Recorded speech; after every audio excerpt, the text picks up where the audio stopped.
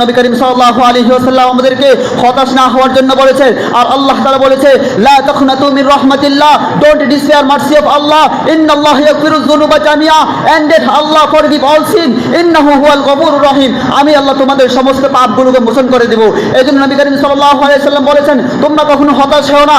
এজন্য নবী করিম হাদিস শরীফের মধ্যে বলেছেন, আরবা ইদা কুননা ফিকা ফালা আলাইকা মা ফাতাকা মিনাদ দুনিয়া হিফজুল আমানাত ওয়া সিদকুল হাদিস ওয়া ইফাতু ফি তুমা ওয়া হুসনুল খলিকা। এই চারটি গুণ তোমার মধ্যে চলে আসলে তোমার হতাশ হওয়ার প্রয়োজন নাই।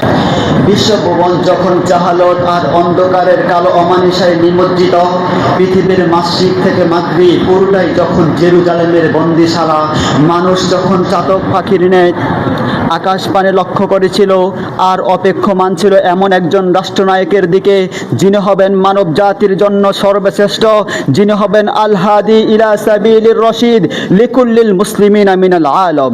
ঠিক সেরকম করুণ মুহূর্তে মহান রব্বে জুলজালালের কুদরতি ইশারায় সারা আলমের মধ্যস্থানে অবস্থিত মক্কাতুল মুকাররমার সেই উত্তপ্ত মরুভূমির প্রান্তরে জন্মগ্রহণ করেছেন সর্বকালের সর্বশ্রেষ্ঠ সেনাপতি, আকা এ নাম দারে তাজদার মদিনা, আফতাবে নবুয়ত রসুল আকরাম, শামসুদ্দোহা বদরুদ্দুজা সৈয়দুস সাকলাইন, ইমামুল মুরসালিন, খাতামান নবিয়্যিন, আমাদের নবী বিশ্ব নবী দোজাহানের কান্ডারি সৈয়দনা হাবিবিনা শফিঈনা হযরত মুহাম্মদ মুস্তাফা সাল্লাল্লাহু আলাইহি ওয়াসাল্লাম। মুহতারাম হাজিরিন, রাসূল করিম সাল্লাল্লাহু আলাইহি ওয়াসাল্লামের মাদানী জিন্দেগি নিয়ে আলোচনা করা মানে দ্বীনের স্বার্থে রাসূল সাল্লাল্লাহু আলাইহি ওয়াসাল্লামের পরবাস জিন্দেগি নিয়ে আলোচনা করা। নবী করিম সাল্লাল্লাহু আলাইহি ওয়াসাল্লাম যখন মক্কার কাফের মুশরিকদের অন্যায় অত্যাচার অপরিসীম জুলুম নির্যাতন সহ্য করে যখন নবী করিম সাল্লাল্লাহু আলাইহি ওয়াসাল্লাম আল্লাহ তাআলার নির্দেশে মদিনায় হিজরত করেন, তখন মদিনার মানুষগুলো এত ভয়াবহ নিপীড়িত নিষ্পেষিত ছিল, সেই মদিনার মানুষগুলোর সেই আউস এবং খাজরাজ গোত্রগুলো তারা শতাব্দীব্যাপী গৃহযুদ্ধের মধ্যে লিপ্ত ছিল।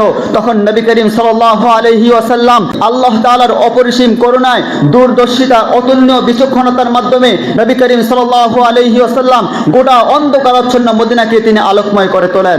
ইতিহাসের পাতায় স্বর্ণাক্ষরে 47 দ্বারা মদিনা সনদের কথা লেখা হয়েছে। তার প্রবর্তক দুজাহানের সর্দার রাসূল আরবি সাল্লাল্লাহু আলাইহি ওয়াসাল্লাম নবী করিম সাল্লাল্লাহু আলাইহি ওয়াসাল্লাম তার জীবনের মধ্যে জিহাদ ছিল ষষ্ঠতম একটি অধ্যায়। ওই জিহাদের মধ্যে নবী করিম সাল্লাল্লাহু আলাইহি ওয়াসাল্লাম তার মাদানী জীবনের মধ্যে 23টি মতান্তরে 27টি জিহাদের মধ্যে অংশগ্রহণ করে ইতিহাস স্থাপন করেছেন। এবং নবী করিম সাল্লাল্লাহু আলাইহি ওয়াসাল্লাম জিহাদ নিয়ে নবী করিম সাল্লাল্লাহু আলাইহি ওয়াসাল্লাম বুখারী শরীফে 405 নম্বর হাদিসের মধ্যে বলেছে, আল জান্নাতু তাহতা জিলালিস সুয়ুফ। শুধু তাই নয়, এই প্রেক্ষিতে এক কবি বলেছে, কোই আরব কে সাথ হে কোই আজম কে সাথ কুছ ভি नहीं है ত্যাগ না হো জব কলম কে সাথ। মুহতারাম হাজির, নবী করিম সাল্লাল্লাহু আলাইহি ওয়াসাল্লামের হিজরতের পর থেকে যখন তিনি মদিনায় হিজরত করেন, তখন থেকে হিজরি সাল শুরু হয়ে থাকে। সেই হিজরি সালের প্রথমে মসজিদে নবী নির্মাণ করেছেন। মসজিদে নবী নির্মাণ করার পরে মুহাজির এবং আনসারদের মধ্যে ভ্রাতৃত্ব স্থাপন সৃষ্টি করেছেন। মুহাজির আনসারের ভ্রাতৃত্ব স্থাপন করার পরে ইহুদিদের সঙ্গে শান্তি চুক্তি করেছিলেন।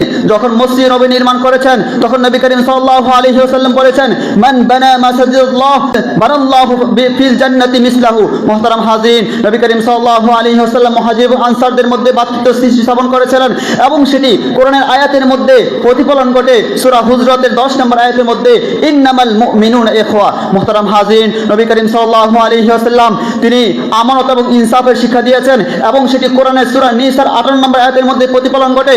ইন্নাল্লাহা ইয়া'মুরুকুম আন তুআদ্দুল আমানাতি ইলা আহলিহা, and that Allah commands you to say trust to whom they are due. মুহতারাম হাজির, নবী করিম সাল্লাল্লাহু আলাইহি ওয়াসাল্লাম বহু ভাষণের মধ্যে মিম্বরের মধ্যে দাঁড়িয়ে তিনি বলেছেন, লা ঈমানা লিমান লা আমানাতা লাহু, he who does not have deposit does not have faith। যার মধ্যে আমানতদারিতা নাই তার মধ্যে ঈমান নাই। মুহতারাম হাজিরিন, নবী করিম সাল্লাল্লাহু আলাইহি ওয়াসাল্লাম তিনি দয়া, সম্মান, চরিত্র নিয়ে কথা বলেছেন। তিনি বলেছেন, মান লাম ইয়ারহাম সগীরানা ওয়া লাম ইউআখির কাবীরানা ফালাইসা মিন্না, he who does not love the younger and respect the older is not my party। মুহতারাম হাজিরিন, নবী করিম সাল্লাল্লাহু আলাইহি ওয়াসাল্লাম তিনি চরিত্র নিয়ে কথা বলেছেন, চরিত্রের শিক্ষা দিয়েছেন, আর তিনি ছিলেন সর্বশ্রেষ্ঠ চরিত্রের অধিকারী। নবী করিম সাল্লাল্লাহু আলাইহি ওয়াসাল্লাম বলেছে, ইন্নামা বুইসতু লিউতাম্মিমা মাকারিমাল আখলাক। মুহতারাম হাজিরিন, নবী করিম সাল্লাল্লাহু আলাইহি ওয়াসাল্লামের চরিত্র নিয়ে এক ইংলিশ প্রবাদের মধ্যে রয়েছে, when money is lost nothing is lost, when health is lost something is lost, but when character is lost everything is lost। আপনার টাকা হারিয়ে গিয়েছে কিছুই না, আপনার শরীরের মধ্যে সমস্যা হয়েছে সামান্য অন্য কিছু সমস্যা হয়েছে, কিন্তু যখন আপনার চরিত্রের সমস্যা হয়েছে তখন আপনার দুনিয়ার মধ্যে সমস্যা, পরকালের মধ্যে সমস্যা। মুহতারাম হাজরিন, এই জন্য নবী করিম সাল্লাল্লাহু আলাইহি ওয়াসাল্লাম আমাদেরকে হতাশ না হওয়ার জন্য বলেছেন। আর আল্লাহ তাআলা বলেছে, লা তাখনাতু মির রাহমাতিল্লাহ, don't despair mercy of Allah, ইন্নাল্লাহা ইয়াগফিরুয যুনুবা জামিআ, and Allah forgive all sin, ইন্নাহু হুয়াল গফুরুর রহিম। আমি আল্লাহ তোমাদের সমস্ত পাপগুলোকে মোচন করে দেব। এই জন্য নবী করিম সাল্লাল্লাহু আলাইহি ওয়াসাল্লাম বলেছেন, তোমরা কখনো হতাশ হও না। এই জন্য নবী করিম হাদিস শরীফের মধ্যে বলেছেন, আরবা ইদা কুন্না ফিকা ফালা আলাইকা মা ফাতাকা মিনাদ দুনিয়া হিফজুল আমানাত ওয়া সিদকুল হাদিস ওয়া ইফাতু ফি তুমা ওয়া হুসনুল খলিকা। এই চারটি গুণ তোমার মধ্যে চলে আসলে তোমার হতাশ হওয়ার প্রয়োজন নাই। মুহতারাম হাজরিন, সেই দ্বিতীয় হিজরির মধ্যে বদর যুদ্ধ সংঘটিত হয়েছে, তৃতীয় হিজরির মধ্যে উহুদ যুদ্ধ সংঘটিত হয়েছে, পঞ্চম হিজরির মধ্যে সেই খন্দকের যুদ্ধ সংঘটিত হয়েছে। মুহতারাম হাজরিন, নবী করিম সাল্লাল্লাহু আলাইহি ওয়াসাল্লাম সেই অষ্টম হিজরির মধ্যে মক্কা ভূমি বিজয় হয়েছিল। সেই 10,000 মুসলমান সৈনিকদেরকে নিয়ে মক্কা ভূমিকে বিজয় করে নিয়েছেন এবং দশম হিজরির মধ্যে নবী করিম সাল্লাল্লাহু আলাইহি ওয়াসাল্লাম বিদায় হজের ভাষণ দিয়েছিলেন। ওই বিদায় হজের ভাষণের মধ্যে নবী করিম সাল্লাল্লাহু আলাইহি ওয়াসাল্লাম মানবতার ঐক্য এবং নারীর সমতা, নারীর অধিকার, সুদ প্রথা এবং এগুলোকে বিলুপ্ত করে দিয়েছেন। মুহতারাম হাজরিন, নবী করিম সাল্লাল্লাহু আলাইহি ওয়াসাল্লাম বাইহাকী শরীফের 20,904 নম্বর হাদিসের মধ্যে বলেছেন, তারাকতু ফীকুম আমরাইন লান তাদিল্লু মা তামাসসাকতুম বিহিমা কিতাবাল্লাহি ওয়া সুন্নাত রাসূলিল্লাহি তাআলা। মুহতারাম হাজরিন, অবশেষে নবী করিম সাল্লাল্লাহু আলাইহি ওয়াসাল্লাম 632 খ্রিস্টাব্দে 11 হিজরিতে 2 রবিউল আউয়াল নবী করিম সাল্লাল্লাহু আলাইহি ওয়াসাল্লাম আল্লাহর ডাকে সাড়া দিয়ে চলে গিয়েছেন। ইন্না লিল্লাহি ওয়া ইন্না ইলাইহি রাজিউন। কিন্তু দুঃখজনক হলে বাস্তবে সত্য এই যে আজ আমাদের দেশের কতিপয় প্রগতিশীল নাস্তিকরা আমাদের নবী করিম সাল্লাল্লাহু আলাইহি ওয়াসাল্লামের সোনালী যুগকে ওল্ড মডেল বলে আমাদের যুবকদেরকে নাস্তিকতার শিক্ষায় শিক্ষিত করার হীন পায়তারা চালিয়ে যাচ্ছে। তাই আমি তাদেরকে স্পষ্ট ভাষায় জানিয়ে দিতে চাই,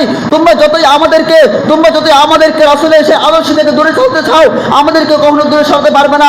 রাসূলের আদর্শ থেকে আমাদেরকে বিন্দু পরিমাণ হটাতে পারবে না। রাসূলের আদর্শের জন্য আমাদেরকে বারবার জীবন দিব। যদি আমাদের জীবন যদি দিতে হয়, আমরা বারবার জীবন দেব, প্রয়োজনে সাগর পরিমাণ রক্ত দিব, তবু আমরা আসলে আদর্শ থেকে এক বিন্দু পরিমাণ হটাতে পারবে না, আমাদেরকে এক বিন্দু পরিমাণ সরাতে পারবে না। যারা রাসূলের বিরুদ্ধে কটূক্তি করবে, সাহাবীদের বিরুদ্ধে কটূক্তি করবে, তাদের জন্য প্রয়োজনে জিহাদের ঘোষণা হয়ে যাবে, জিহাদের ডাক হবে। এই জন্য যখন জিহাদের ডাক চলে আসে তখন আমরা সমতা মিলে দল মত নির্বিশেষে আমরা জিহাদের মধ্যে ডাক দেব ইনশাআল্লাহ, জিহাদের মধ্যে ডাক দেব ইনশাআল্লাহ। এই কথা বলে আমি আমার আলোচনা শেষ করছি। আল্লাহ তাআলা যেন আমাদেরকে আল্লাহ তাআলার কোরআন এবং রাসূলের সুন্নাত অনুযায়ী আমাদের জীবনটাকে পরিচালনা করা, এই 3.5 হাত বডিকে পরিচালনা করা এবং 56 হাতের বড় গোমানকে এই কোরআন দিয়ে রাষ্ট্র পরিচালনা করা তৌফিক দান করুন। ওয়া মা আলাইনা ইল্লাল বালাগ, ওয়া মা আলাইনা ইল্লাল বালাগ। ওয়া আসসালামু আলাইকুম ওয়া রাহমাতুল্লাহি ওয়া বারাকাতুহু।